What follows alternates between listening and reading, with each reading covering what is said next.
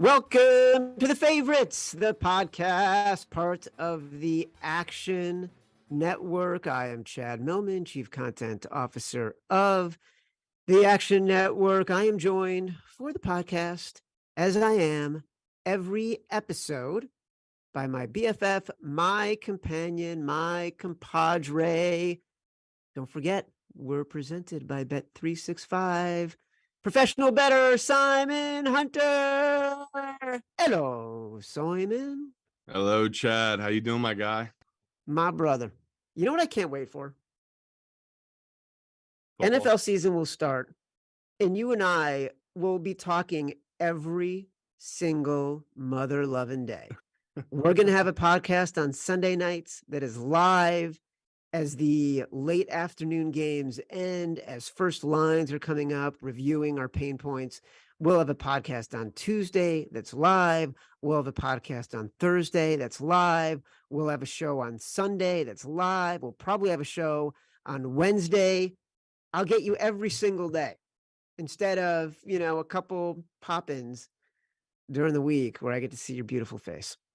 Yeah, I'm just trying to keep busy, Chad. I literally went and flew to go see a volcano last week just to keep busy. I'm like, I'm exploring, but I'm also like, how can I just do something to keep me not thinking about football? Because I can't stop betting. I can't stop betting Rams futures. I can't stop betting Bears futures, Denver Bronco futures. Chad, it's bad. So I'm trying to stay busy, seeing volcanoes, maybe going to Japan in a couple weeks. It's been fun, but I can't wait for football. I did see your volcano post in your Instagram stories. Yeah, it was crazy. Someone asked me what it was like, and I try to explain to them. It's like seeing a million fireworks at once. It's really, I don't even know. I was probably half a mile away, and I could feel the heat. I mean, it's that intense volcano. So my brother, unfortunately, is flying in tomorrow. And I promised when we go see the volcano, guess what stopped spewing lava yesterday? No. The volcano. Yeah. So I feel terrible. He's flying all the way out to Hawaii. I mean, we'll still have a good time, but he's not going to be able to check it off his bucket list because the volcano has stopped shooting out lava. Soon enough, Simon, it'll be football season. Thank God. We'll be betting our mother-loving faces off. Until then, we will be betting aggressively on the NBA draft, which is happening this week. It's happening Thursday night from Barclays. Brandon Anderson, who has done brilliant stuff with the NBA, a popular co-host on both our Buckets Basketball podcast and the Action Network podcast during NFL season. He's going to join us. He's got some really interesting takes on Victor Wembanyama, the expected to be number one overall pick for the Spurs, and some great rookie of the year takes, some great draft takes. As a reminder, the Favorites podcast is proudly presented by Bet365, the world's favorite sportsbook brand. Sign up with promo code ACTION to get Bet365's exclusive sign-up offer. Bet $1 on any game. Get $200 in bonus bets, and Bet365 is now live in Iowa. For new users in the Hawkeye State, you get an even bigger sign-up offer. Bet $1 and get $365. That's $365 in bonus bets. Must be 21 or older. Offer available in Colorado, New Jersey, Ohio, and Virginia. Gambling problem, call or text 1-800-GAMBLER. As I say every week, you guys hear us talk about Game Time, the fastest growing ticketing app in the United States. I love Game Time. Honestly, I use it all the time. And if you're looking to get out to a pro or college game this week or even a concert, Game Time has amazing last-minute deals on tickets to all of these. I can promise you, I'm going away in a few weeks, going to Seattle. Me and my kid, we're going to go to a Mariners game. I'm going to buy tickets for the Mariners game on Game Time. I said Barclays draft tomorrow night. I'm in New York City right now. I'm going to the draft tomorrow night. If I wanted to go to the draft tomorrow night and I didn't have a credential, I could get in for as little as $46. I can also get to a Yankees game tonight for $9. No matter where you live, download the Game Time app, get out and have some fun this week. You deserve it. And you can redeem code FAVORITES for $20 off your first purchase. Terms apply. Again, just download the app and enter code FAVORITES for $20 off. Download Game Time today. Last minute tickets, lowest price guaranteed. Brandon Anderson, dude, you wrote a flamethrower of a piece that posted yesterday in the Action Network app and on actionnetwork.com. I mean, practical violence on Victor Wembanyama. Yeah, look, this guy is the most hyped NBA prospect that we have seen at least since LeBron James. Maybe you've heard of LeBron, maybe ever. Like we have the wild hype out here. We've got like here's some of the hype that we're seeing. We've got Mike Schmitz calls Wembanyama the best prospect he's ever evaluated. This is his life's work, is evaluating prospects. Wembanyama, number one all time. We got Woj calls Wembanyama the greatest prospect in the history of team sports. Let me just say one thing. He said that the night of the draft lottery, he was on set with Richard Jefferson and Malika. And he said this, and it was such hyperbole and it was so over the top. I swear to God, I saw Richard Jefferson just shaking his head like, I cannot believe this guy's saying this right now. Yeah, I mean, the hyperbole is ridiculous, but then you watch Wembanyama play and you're like, oh my gosh, what am I watching right now? We have created like a 2K player and then made him an actual real life player. He's 7'4". He has an 8-foot wingspan. Like picture two park benches right next to each other. This guy just reaches his hands out and touches the ends of both park benches. That's the wingspan we have. He's a 10-foot standing reach. That means flat foot under the basket. Just touch the rim. No problem. Just touch the rim. I can do that out here. Like Rudy Gobert, the guy that my Minnesota Timberwolves traded away like 1,000 picks and all their players for last year, 5 inches shorter standing reach. This is the center, like mini time defensive player of the year. Wembanyama's 5 inches taller standing reach, but on offense, he looks like Kevin Durant. We have this like 7'4" dude dribbling between his legs, bringing the ball up the court, taking step back jumpers, taking one-legged step back threes. Like, what are we watching? It's impossible not to see that happen and be like, I don't know what this player is. He could be, Woj said, and I think that same quote, that he said executives tell him 3 years from now that Wembanyama will be the best offensive and defensive player in the entire league at that point. So this is the guy going number one, minus 100,000 right now to go number one to the Spurs. So we know that that's different than a usual draft, but that's where we start with things for sure. I'm waiting for Simon to ask the next question. I was going to say, Chad, I love everything about the NBA draft, especially the stupid hype. That's the best part. I mean, what was it? 3-4 years ago, Zion was the best prospect ever. And then it turns out he's addicted to porn stars, but I don't think Victor's gonna be the same way. He seems like he's more adult-like, but you know, it's just this is the beast that the NBA is, right? The NBA is all about the new toy. It's about the next guy, and everyone's been waiting for that LeBron replacement. I just don't see it here. This kid, I get the hype and I get the love, but especially after reading your article, you know, there's just a lot of little red flags with him. Other than the fact that this guy looks like he weighs 100 pounds soaking wet. Again, he could put on the body weight, but we saw Durant adjusted to it, right? Durant never got jacked, never got big. He adjusted to the league and made his body perfect for what the league is, which is he's long, he's lean, but he doesn't let people put weight into him, right? I think that's something Victor's got to learn to play with. So I love everything you're saying right now. It's also one of those where I feel like we're on the same page of fade this kid. Like, this is one of these things we have to kind of fade him. We don't want to fade him, right? But we kind of have to, just because this is like the craziest hype ever. I just want to get your level of, have you ever remember seeing a player hyped like this? I mean, again, I said the Zion thing. Zion was kind of like a mystical thing, right? It was like this guy dominated college at Duke, busted out of his shoe. Victor for, man, it might be 3 years now, 4 years. Like, I remember seeing his little film playing in France, or maybe it was Spain, when he was like, I don't even know, 16, 15.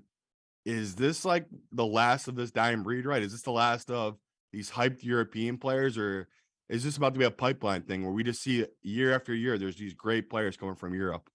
Yeah, I mean, look, we have right now NBA champion Nikola Jokic out of Serbia. Everyone wants Jokic right now. We have NBA champion Giannis Antetokounmpo. We have NBA MVP Joel Embiid. Like all the faces of the NBA right now, MVPs, champions, and Joel Embiid.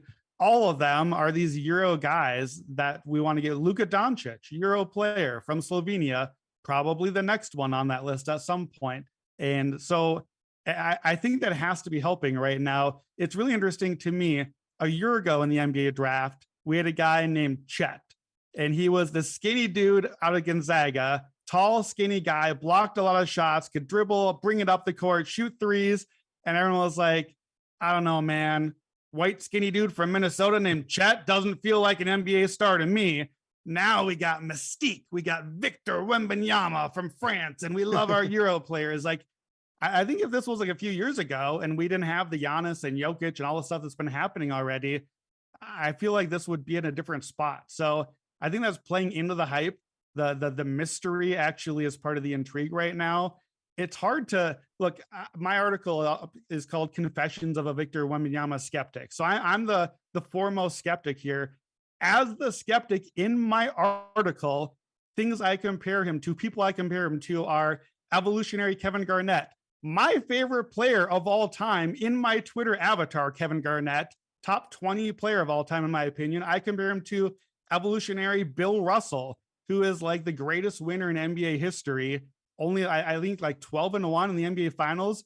I'm the skeptic, and these are the comps I have to come up with, are these sort of guys. So I think, to me, it's less fade Victor. It's more fade the hype, which is a little bit more nuanced in that way. But I think, to me, the way to fade the hype in the immediate future is you can bet right now on Rookie of the Year. And I don't think Victor, even if he is all the things we expect to be, you talked about the size, the thin frame, that's going to take some time, right? It's going to take some time to add muscle, NBA strength, find the game, find the role, get the right guys around him. You're going to need some strength around him. You're going to need the right guys to get him the ball. And I think that he's not necessarily going to like run point on the offense. So you need to feed him the right path, get the right shots up.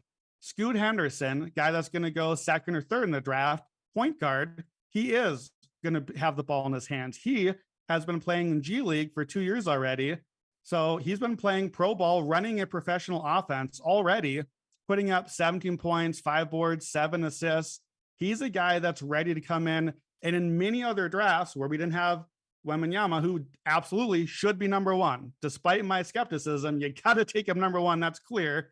In many other drafts, Scoot Henderson would be the number one pick. So I think Scoot comes in. We don't quite know what team he's going to be on yet, but I think he's going to be the guy that wins Rookie of the Year. He's going to put up the numbers. Rookie of the Year is not about advanced stats and defense and winning. Like, my research is just basically says, take the guy with the numbers. I think Scoot's going to have the numbers. I think Victor's numbers are going to come and go a little bit. He's going to have nights where he picked up that injury in the first quarter, and then they're like, you know what? Let's play it safe. You're out for tonight. Or we got those 2 fouls in the first minute or two because he's reaching over guys or something like that. Scoot, I think, is going to play and get the numbers.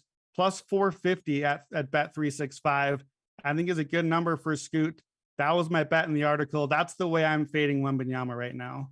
So you made a really interesting point in your story about the season-long stat line these guys generally need to have to win Rookie of the Year.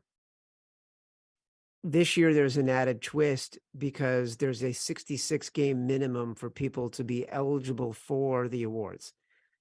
So give me your take on why Wembanyama will likely not put himself in a position to win Rookie of the Year because of the game minimum and because of the stat line. And tell people what that stat line generally needs to be. Sure. So 15 points a game is kind of the bare minimum. All but one of the last 2 decades of Rookies of the Year, I've had at least 15. Average is about 18 points a game there. Even more than points plus rebounds plus assists. If you bet NBA props, you bet the PRA, you're familiar with that one. Points, rebounds, and assists. Minimum since LeBron, all but 2 Rookies of the Year, 25 or higher. Points, rebounds, assists. And more lately, it's closer to 30. The last 6 guys are averaging over 30 points, rebounds, assists. So Matt Moore and I over at Buckets Podcast argue about this all the time. Really? You're going to really bet rebounds? That's why someone wins Rookie of the Year or doesn't win one of these awards? Really? Yes, because a lot of times voters just look at numbers and are like, oh, well, this 16-7-2 versus 17-5-7. We all grew up reading baseball cards and looking at numbers. Like, we know instinctively as a fan which one of those number lines stands out. Voting is subjective. This stuff actually does matter to voters. So I think for Wembanyama, he has right now, I believe, the highest usage rate in European history. I don't think that is going to translate, at least right away, to the NBA. Usage means you're the guy getting the shot up or getting the assist. You're guy at the ball. I think he's going to be start at least as more of a play finisher. Scoot is going to get those shots up. I feel like I said, 17-5-7 for Scoot. That's points, rebounds, assists. Those were his G League numbers. Those are not just made up. That's literally his line as a professional the last 2 years. 17 is right at line with those points per game. 17-5-7 are right in line with points, rebounds, assists. For Victor, we don't know. His numbers in France don't necessarily know if they'll translate. So I think that he ends up something more like 16, 17 points, maybe. I wouldn't be shocked to see him not even hit that 15 points per game mark. The rebounds, he has a very high center of gravity, as you can imagine, as this giant man, is very high hips. He gets pushed around a little bit. Again, he needs to have some strength. So he's going to be tall and get rebounds, but he's going to get pushed off a little bit. I don't think he's going to get too many assists. He's a nice passer, but that's just not a role he's going to have. So if he's at like 16-7-2, you're barely getting to these marks that we're seeing over the years. And maybe the hype is enough to make up for that. But the other side of it is the Spurs really betting against Wemby Rookie of the Year for me is a little bit betting on the Spurs. San Antonio has been an awesome franchise for decades now. They've had David Robinson. They've had, Tim Duncan. The wild thing is Wembanyama might not even be like a top 2 number 1 pick for the Spurs. These are the guys he has to go against, right? Like, that's no shame to maybe have to measure up to David Robinson and Tim Duncan. But I think the Spurs are going to be very careful with him. We saw last year, Chet Holmgren, who I mentioned, hasn't played yet in the NBA. He missed his entire rookie season. He picked up a foot injury. They cautiously waited out the whole year. The Spurs are a smart team. They're going to play this the long game, right? The Spurs don't really care if Victor Wembanyama gets a Rookie of the Year trophy. The Spurs want to win 5 championships like Tim Duncan did. They're going to play 2 decades with Wembanyama. They hope. They don't need to get him to that 60, 65, whatever games. I think he's going to be a guy getting load management right away, like the way that we see with LeBron, with Kawhi, some of the older players. I think we're going to sit Wembanyama on back-to-backs every now and then. And when he picks up that inevitable injury, not even just because he's injury prone, just because everyone gets an injury, I think they give him a couple of weeks. Take your time, buddy. It's a long game. We're not going to win the title this year. I don't even know that they make the playoffs. Usually hyped rookies like this don't. I think they take their time. They let him sit out a little bit. This is developmental, but all that means you miss a few weeks with an injury, you miss a few games for load management. Suddenly now you might play 50, 55, 60 games. You might not even be eligible. Those rules are still a little bit up in the air right now, but also voters can see that as well. Even if the rules don't qualify it, if Scoot plays 70 and has better numbers and Victor plays 50 or 60 games and the numbers don't stack up, I just think Scoot could be the guy that comes away as the winner there. Chet Holmgren is so interesting to me because it has kind of been forgotten that he didn't play last year. And because of that, he is eligible for Rookie of the Year this year. Where would you stack his odds in terms of value compared to Wembanyama, compared to Scoot Henderson? I loved Chet the other day. Someone said to him, who's the best player in the NBA? And he said, in 2 months, it'll be me. Like, the guy is not lacking. He's got a ton of swag. What do you think of his numbers right now? I think he's probably plus 500, I think. Yeah, I think I've seen Chet even as long as like 650, 700 at some books. It's those 3, really. Those are the 3 guys, which makes sense. Another number from my article is basically just overwhelmingly top 3 draft picks win Rookie of the Year. And even among that, almost 50% of all Rookie of the Year in the last like 2 decades have been the number 1 pick. Duh, we know who the best player is. they go number one to a bad team that puts them in. We saw last year, Paolo Banchero, number one pick, won Rookie of the Year. Chet Holmgren went in the top 3 last year, so he qualifies under that. We have 4 top 3 picks this year because of that. So I love Chet, the prospect. I was very high on him. He's number one on my board last year. I don't want any piece of Chet Holmgren for Rookie of the Year. Has nothing to do with the fact that nothing to do with this prospect. It is all the things we said about Wembanyama are true and truer of Chet Holmgren. The body is still going to take some time, probably a little better now than it was a year ago, but it's going to take some time to get there. He's definitely not a guy who's going to run point or play with the ball in his hands. He's going to be a play finisher. He's going to get some of that foul trouble. He surely is going to get load managed and miss some injury time. He just missed an entire season. OKC, another very smart, patient organization. So I don't think Chet is going to have the numbers. When guys like me log into Basketball Reference and pull up the BPMs and VORPs and Schwarps and all the advanced stats, I'm going to be the one on the podcast saying, guys, Chet should be Rookie of the Year. Look at the advanced metrics. He's amazing.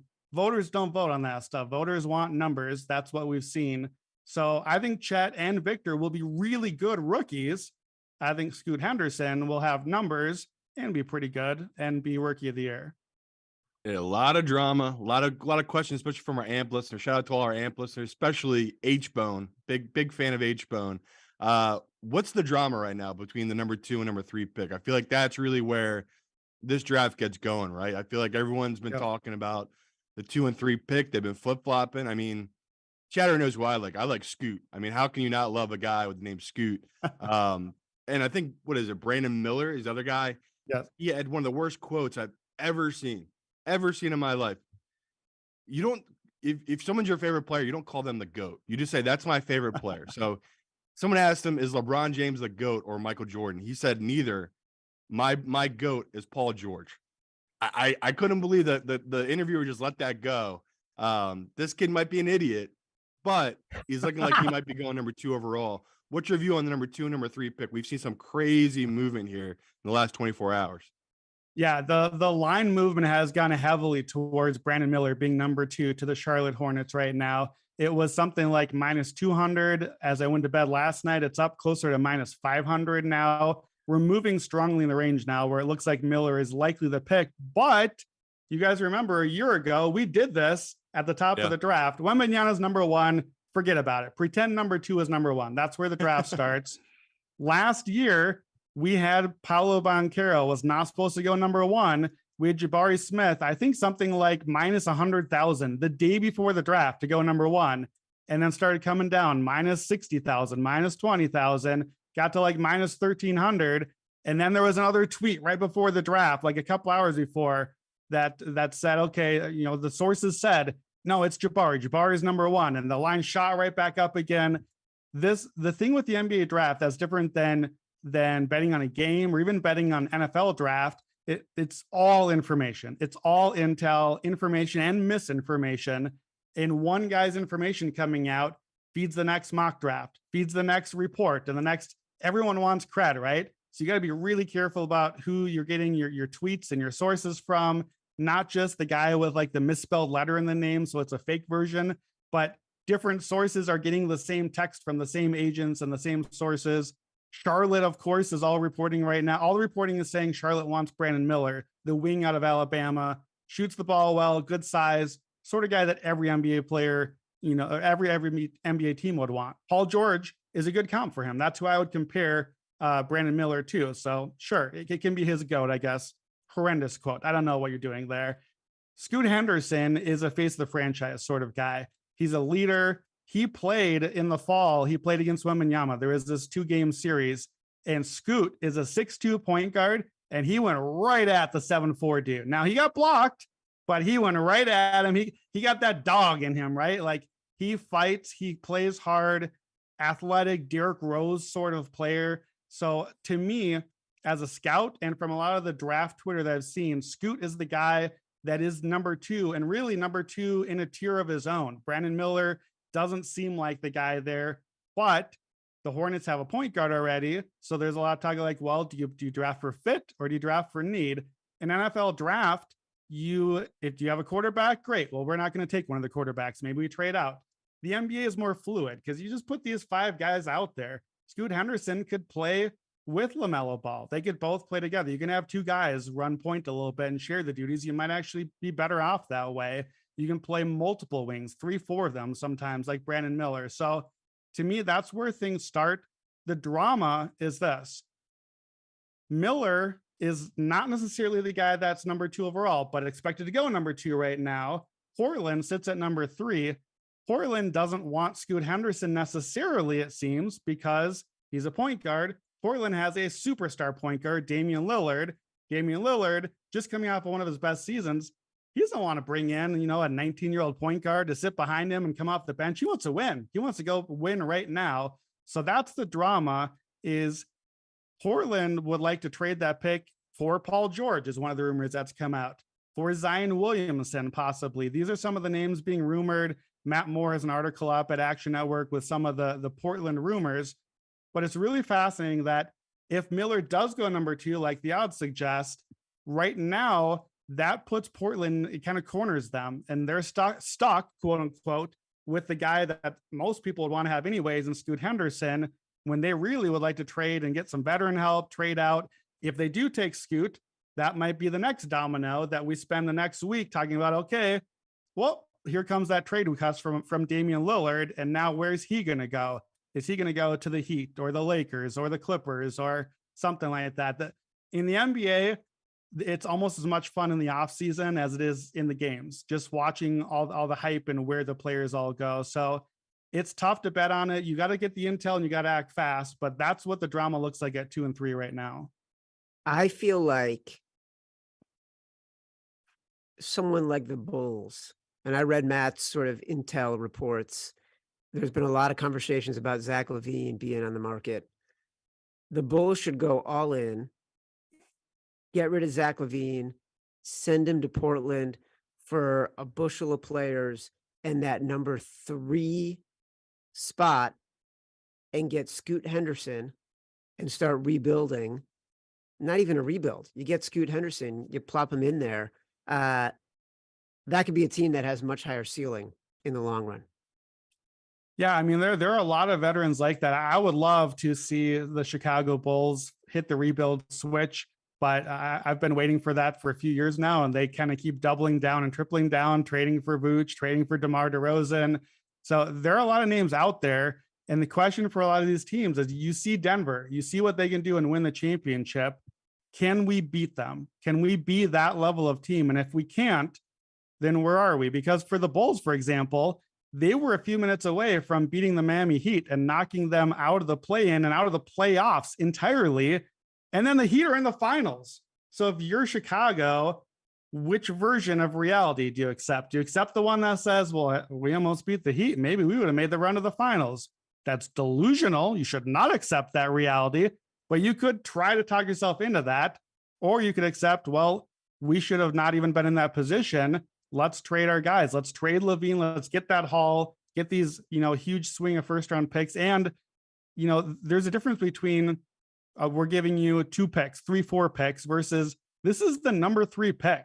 And in reality, if it's Scoot, it's kind of like the number 1 pick. You don't get to trade for the number 1 pick in a draft, that level of prospect.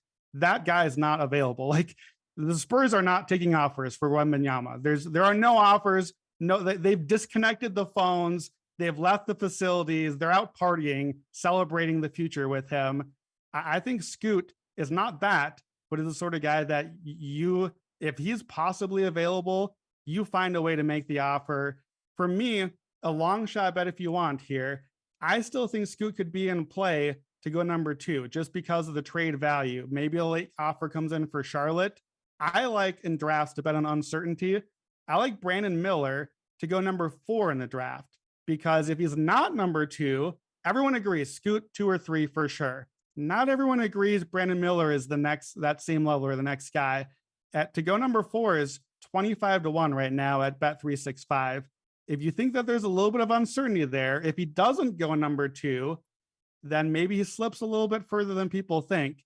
So I like to bet on some of these long shots. You guys know I'm a long shots guy. I think that's one that if things slip, it could end up hitting. You love the long I'm sorry, say, Simon. You Go ahead. remember You last go. time the Blazers passed on a guy just so that not the Bears, that Chicago could move in and take a guy that they didn't need because they already had the position filled. So as someone that secretly loves the Blazers, I always wish the best for the players just because their fans are amazing. I mean, Dame time in that playoff series when he hit that overtime shot and the whole crowd went wild, it was just like, God, I want Portland to get a world championship. Man, would I hate this move for them. It's terrifying to think that they have a high draft pick like this and they're going to keep on trying to make it work with Dame. Trade Dame to the Sixers. Please let this guy go somewhere else and get a ring. It's not happening in Portland. I'm a big believer in they need to start over. I feel like Scoot would be the perfect player for them to start over with. Like, I feel like everything you just said is so true, where this kid, you'll grow with him and he'll be the leader and he's the point guard and he's a dog. He's just such a dog. Like, if you watch his film, like you said, he went right at Victor. There's no one that's too big for him. There's no one he fears. And I love that for a kid coming in the NBA. He really reminds me of another style, not the exact same, but he reminds me of D Wade at Marquette. D Wade played with the same style. He would really throw his body at guys. He'd always go really hard at the hoop. So, Brandon, just looking at everything we just talked about, if we see Scoot go number 2, is that a Michael Jordan pick? Is that the rumors we're hearing right now out of Charlotte that he's still the one making the pick? So I just want to hear your opinion. Would that be a Michael Jordan pick, or is there someone that's come in the last minute? Because Charlotte might trade that number 2 pick. Do you think anything like that's going to happen, or is this going to be Charlotte's pick at number 2?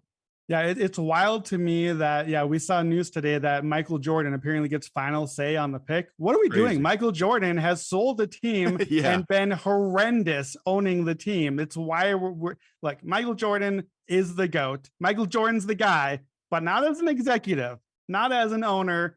I don't know why you would possibly let MJ have the final say on it. To me, despite that, it's either Charlotte stays at 2 and takes Brandon Miller. That seems like the thing that's the intel we've seen all along. I don't think Charlotte takes Scoot. We just haven't seen them in love with him. We've seen from the night of the lottery that Miller is their guy. If they stay, if it is Scoot at 2, I think it has to be a trade. I think it's that New Orleans or one of these other teams, Toronto has been interested. Teams trying to trade in. We have not heard any rumors about Team X is interested in trading up for Brandon Miller. No rumors of that. Everybody wants to trade for Scoot. Take the hint, Charlotte. What are you doing? Like, when everyone wants the same guy, maybe take the guy, take the Michael Jordan of the draft, not the Sam Bowie, but it's Charlotte. It's part of the fun of these drafts is you get to bank on some of these teams being, teams to bet against as well. Well, here's what's interesting. If you look back in history, the Blazers, Sam Bowie or Michael Jordan, they take Sam Bowie. Sam Bowie has a history of injury problems, never becomes the player, right? They have the chance, Greg Oden or Kevin Durant. They take Greg Oden, history of injury problems, never becomes a great player. Kevin Durant, Michael Jordan, obviously have become who they've become. This year, the Blazers are in a position where they don't get the option to choose between a potentially generational talent whose body type historically breaks down, whether it's Greg Oden, Sam Bowie, Yao Ming, Kevin Durant, Chet Holmgren. Like the evidence for people like that being able to maintain health for a consistent period of time in the NBA is clearly against him. Or Scoot Henderson, who everyone loves and would be a consensus number 1. It would be poetic for the Blazers to be able to get Scoot Henderson because they can't make the wrong choice. Do you know what I mean? Between Wembanyama and Scoot Henderson. They just get the guy who is the obvious guy to take if they're lucky enough to take him. Before we let you go, I would be remiss, and Matt Mitchell would kill me if I didn't bring up the fact that there is a duo known as the Thompson twins, and we don't mean the 80s pop band with 7 top 40 hits that might sing a song whose chorus goes, "Hold me now, whoa, warm my heart." We're talking about the Thompson twins, Brandon Anderson. What are we doing with those two? Yeah, these are the mystery guys in this draft. These are identical twins, 6'7", 7-foot wingspan. They're elite athletes. Amen Thompson is expected to be something like a top 5 athlete in the NBA instantly, the moment he gets drafted. Like, that's the level of athletes we're talking about. Asar Thompson, the twin brother, like identical twins, like actually impossibly frustrating to watch tape of and scout, because you have to watch the jersey number. So you're like, same thing, same look, same style of play, the way that they dribble, the way that they shoot. It's so much is similar here. What's wild is we got Victor, the guy overseas. We've got Brandon Miller. We've got, he played in college. Even Scoot Henderson, G League. We can watch those games on ESPN, on streaming, whatever. The Thompson twins played in Overtime Elite. This is a non-collegiate league. This is guys, a lot of them are like 16, 17, 18-year-olds. The Thompson twins are 20. So we have these hyper athletic 20-year-olds mashing against 16-year-olds. What do we do with that? Like, I don't know what to tell of the tape of that. Like, great. So go to the park and find some 20-year-olds and have them team up against some 16-year-olds and see who comes out ahead. Like, the athleticism difference in body type and age of a 4-year swing at that age is massive. So how do we evaluate that, especially when our Thompson twins, these guys, by the way, are going to be almost certain top 10, possibly both top 5. That's the guys we're talking about here. Overtime Elites never had a player in their program drafted before. They're supposed to have multiple last year. None of them made it into the draft, even the second round. So what do? We haven't seen them really have real competition the last couple of years. We haven't really seen them have great coaching necessarily or great development during these critical years. Amen is the guy that has the higher ceiling. He's possibly his favorite right now to go number 4 to the Houston Rockets. Asar is more of a wing player. Amen might be like a Ben Simmons, the kind that actually played, the good Ben Simmons, where he plays defense and passes, uses his height. That's kind of what he is. But like Ben Simmons, the reason that comp is there is because neither of these guys shoots the ball at all. Amen's shot is really rough looking right now, and shooting can be developed and come around, but tough to make your franchise pick of the top 5 on a guy that just can't shoot at all right now. Asar has the higher floor to me. He's the safer choice. He, to me, is a guy that has the more NBA ready role. He's more of a wing. He's more of a complementary player. He moves the ball along, plays defense well, defends with the team really well. I like, to me, the fact that Asar has more range of outcomes in the draft. Amen Thompson, think about Ben Simmons. If that's the sort of player he's like, you have to have a very specific team. Simon knows you got to have the right dudes around Ben Simmons for that to work. And I'm not talking about the injuries and all the stuff now. Good Ben Simmons needs the right guys around him, because if you can't shoot in the modern NBA and you're not a center, everything has to be perfect. Amen has very specific teams he can go to, or teams that might like him. I think Asar plays for any team. Asar is like Brandon Miller. He's a wing. He's a wing that goes out and does all the things that you need. So they're fun. We don't know what they are. They're guys that we're going to want to watch in Summer League for sure. A bet I like, again, betting on uncertainty. Amen is the guy that is rumored to go 4th, possibly 5th, possibly even could be someone you trade up for. I'm going to bet against it. I'm going to bet on Asar to go ahead of Amen. Bet on the Thompson twins. It's plus 275 right now at bet365. I'll bet on the guy that has less of a hype, but many of the scouts feel like he's the more ready player and a guy that fits rosters just much more easily. So I don't know about the 80s band. I can't bet on them either way, but I like Asar. I like him a little better than Amen. I think he's a safer play. So plus 275 to go ahead of Amen. It's my final long shot for the podcast today. All right. So before we let you go, recap: Scoot Henderson to win Rookie of the Year, plus 450 at Bet365. Fading Victor. Brandon Miller, surprise, go number 4, 25-1 at Bet365. And now Asar Thompson, plus 275 to go before his brother. Let's do a lightning round. Give me some lightning round bets before we let you go. All right, so I'm giving out all long shots. If you want a shorter, more certain hit, one of the best over-unders I like on the board is GG Jackson, over 26.5. So in draft terms, that means picks 27th or lower. GG Jackson reclassified. He's one of the youngest guys in draft at South Carolina.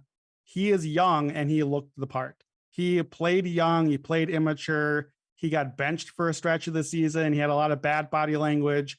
and he's had a lot of rough interview process as well. And that stuff matters this time of the year for draft. You're interviewing for a job position. I don't think it's gone well for him. His agent also is an agent that has no other NBA players currently right now. That matters too. You need to get the phone call. You need the connection. So I'll bet the over on him. It's -160, but I'll drink the juice on that one. I said last long shot, but let me give you my longest long shot here. Jordan Walsh to go first round. If you can still get it 30-1, I think I see it right now that bet365 is 16-1. Get the longest number you can. Jordan Walsh, to me, other than the centers, is the best defender in the draft. He's from Arkansas, huge wingspan, reminds me of kind of Andre Iguodala, guy that can defend maybe all 5 positions on a court.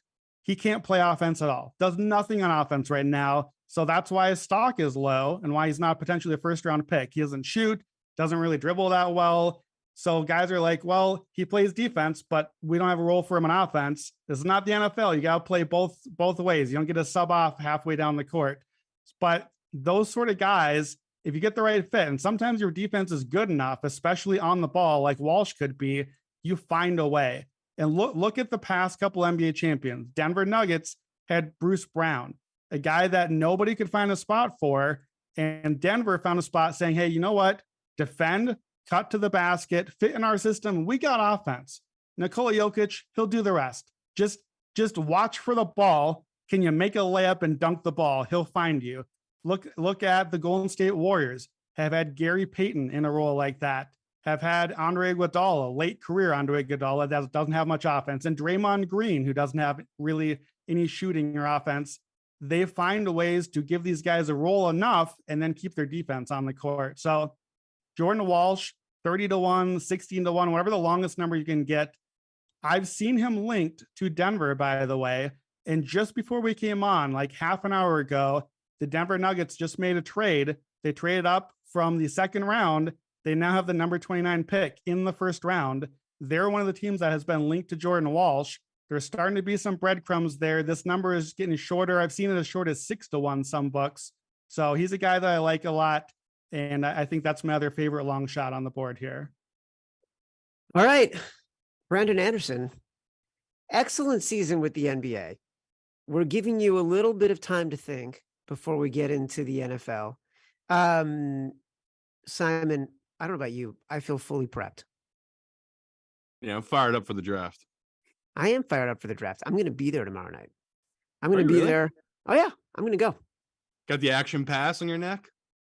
I guess it will say action. Yes, it will. I'm, I don't know. I don't know. I don't know if I have a ticket. Do I have a credential? I'm an invited guest of the NBA. So I don't know if there's like a special VIP entrance for me, for all the riffraff that are invited guests of the NBA. I'll report back, but I'm going to be there. Chad, you're going to get a picture with you and Victor. I think we need a Wembanyama and Chad picture together. I don't think there's a framing that can get both of us in there at the same time. I don't know if you guys saw the picture of him and JJ Redick. JJ Redick's 6'4". I mean, he looks like a tiny little ant. The guy is just freakish in every way with his body. As a reminder, the Favorites podcast is proudly presented by bet365, the world's favorite sportsbook brand. Sign up with promo code ACTION to get Bet365's exclusive sign-up offer. Bet $1 on any game and get $200 in bonus bets. Bet365 is now live in Iowa. New users in the Hawkeye State, you get an even bigger sign-up offer. $1, get $365 in bonus bets. Must be 21 or older. Offer available in Colorado, New Jersey, Ohio, Virginia, and Iowa. Gambling problem? Call or text 1-800-GAMBLER. I am Chad Millman, for Simon Hunter, for Matt Mitchell. This has been the Favorites podcast, part of the Action Network. Download from Spotify, from Apple Podcasts, wherever you get your podcasts. Rate, review, subscribe, leave us 5 stars, say whatever you want. Feedback is a gift. Until next time, love you.